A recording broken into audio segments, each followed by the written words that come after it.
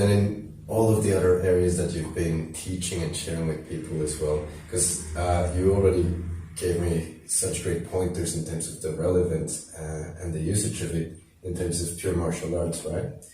And then in terms of the Hermetic path, for instance, you haven't also seen all of this experience just from the drumming knowledge that you have come out as potential in maybe before teaching in developing yourself beyond or outside music.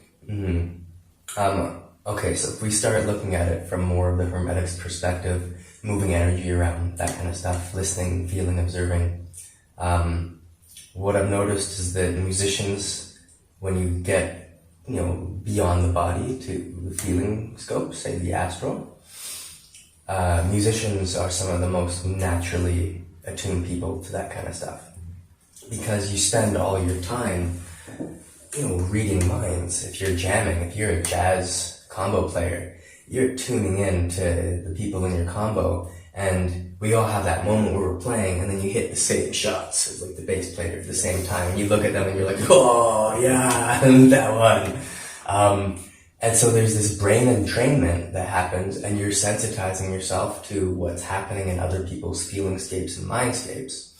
And I found that musicians can, just because they're so good at listening and feeling through that listening, that it's much easier for them to get a grasp of, say, working with like an astral fluid or exploring like elements. Like a musician totally gets it if they're on stage and they feel a certain way when they play a song. If they feel lamentful or mournful, that song will be sad. If they feel lustful, that song will have a sexual tinge to it. If they feel love, it's going to have a love tinge to it. So there's a very ready and easy understanding the musicians have for the Hermetic type work. And what makes Hermetics interesting is that it's open to it being a path that musicians can use, or anybody else. Whereas it's not like if you're learning Buddhist meditation, it might have influence on the rest of your life. With Hermetics, you can immediately and directly apply all these layers of observation and skill onto virtually anything, which makes it a very interesting, like, fundamental grounding layer that you can run different paradigms through. So I find that in relation to that, the Hermetic type stuff and the energies of form, that music is really useful, can be very helpful and a really interesting way to explore it.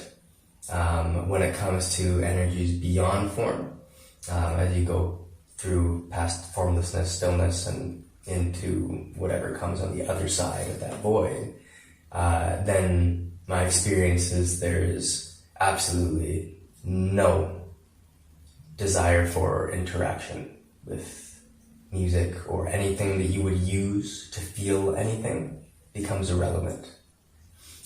So at a certain level, when I've been doing a lot of particular types of practices, and I'm in a very equanimous space, everything's very, very still and silent. There's absolutely there's no desire, period. As such, there's no desire to play music, there's no desire to listen to music. Why would I want to perturb through stimulus and reactivity that nervous system and all these things which might make it more difficult to stay in that space? But it's not a fear of coming out of that space, it's just being in that space and not caring about the other stuff. So there isn't a part that goes, hey, I really want to be listening to music right now. I tried, take out the guitar, try to play it, and say, I really don't want to be doing this right now.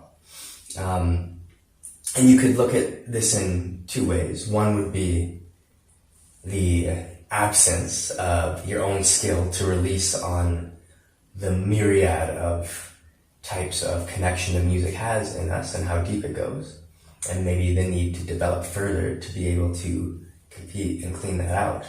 Or two, you could look at it as just the power of music innately and how strong it is. So there's very skilled people who listen to a song they used to listen to before they started getting really into practice. And with that song comes their past, all the stuff that they let go of. And I had one guy tell me it took him weeks to clear that from his system. Very skilled practitioner, very aware. So when he says weeks, he means like the most refined layers it took to clear that. And so I look at that and I go, man, this guy's really good. And somehow music was enough that it was literally weeks to let go of. The power of that. So there's a lot of potential inside music. I think along the path for growth, there does seem to be a point where there's absolutely no desire for it whatsoever. That said, like, I find it depends on what type of training I'm doing and how deep I am into those particular spaces, because I really enjoy music at times, and at other times I have no interest.